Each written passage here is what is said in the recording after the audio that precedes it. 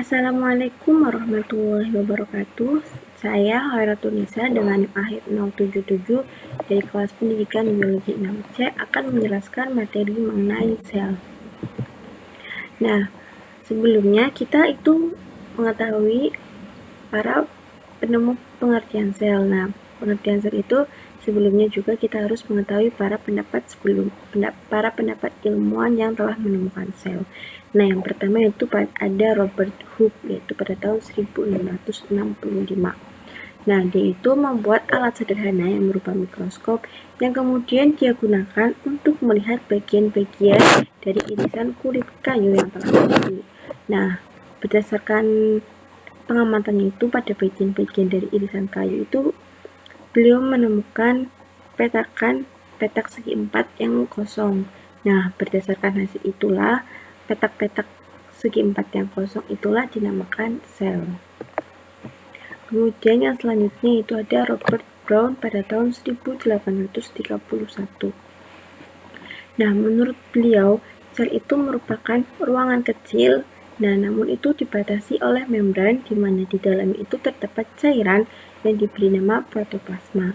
Nah, cairan itu tuh terdiri dari plasma sel atau juga biasa disebut dengan sitoplasma dan inti sel atau nukleus.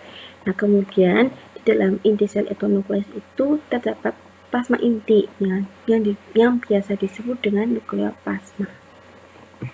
Kemudian yang ketiga itu ada Schleiden-Swan pada tahun 1838 dan 1839. Nah, menurut Schleiden dan Swan ini tuh mereka itu mengungkapkan beberapa prinsip baru mengenai sel. Nah, yang pertama itu mereka mengungkapkan bahwa semua makhluk hidup itu tersusun dari satu sel atau lebih. Jadi dalam tubuh makhluk hidup itu bukan hanya ada satu sel, namun itu ada banyak. Kemudian sel itu merupakan unit dasar dan struktur dan fungsi pada makhluk hidup.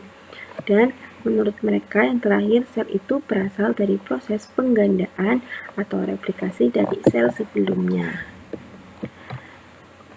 Nah, berdasarkan pengertian atau pendapat para tokoh penemu sel sebelumnya itu dapat disimpulkan bahwa sel itu merupakan unit struktural dan fungsional terkecil dari kehidupan.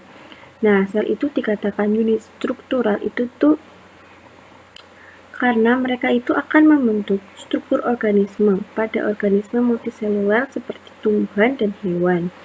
Nah, kumpulan sel ini tuh akan bergabung membentuk jaringan yang selanjutnya itu akan bergabung membentuk organ. Nah, setelah menjadi organ, nanti itu akan membentuk sistem organ yang kemudian akan pada akhirnya akan membentuk suatu organisme.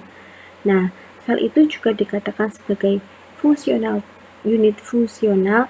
Nah, karena dalam proses kehidupan ini tuh seperti pencernaan atau pernafasan itu dilakukan oleh sel. Jadi baik pada organisme multiseluler maupun uniseluler itu kehidupannya itu dilakukan oleh sel. Nah, kemudian setelah mengetahui pengertian sel, nah selanjutnya kita mengetahui ada berapa saja sih jenis-jenis sel. Nah, sel itu terbagi menjadi dua, yaitu sel prokariotik dan sel eukariotik. Nah, contoh dari sel prokariotik yaitu pada sel bakteri. Nah, sedangkan contoh dari sel eukariotik merupakan sel hewan dan sel tumbuhan. Nah, kemudian yang selanjutnya yaitu apa saja sih komponen dari sel? Nah, dalam menjalankan fungsinya sebagai unit struktural dan fungsional itu tuh pasti sel itu juga mempunyai komponen-komponen yang akan membentuknya. Nah, itu ada komponen organik dan komponen anorganik. Nah, pada komponen organik sendiri itu ada 4 macam. Yang pertama ada karbohidrat, kemudian asam nukleat, protein, dan lemak. Nah,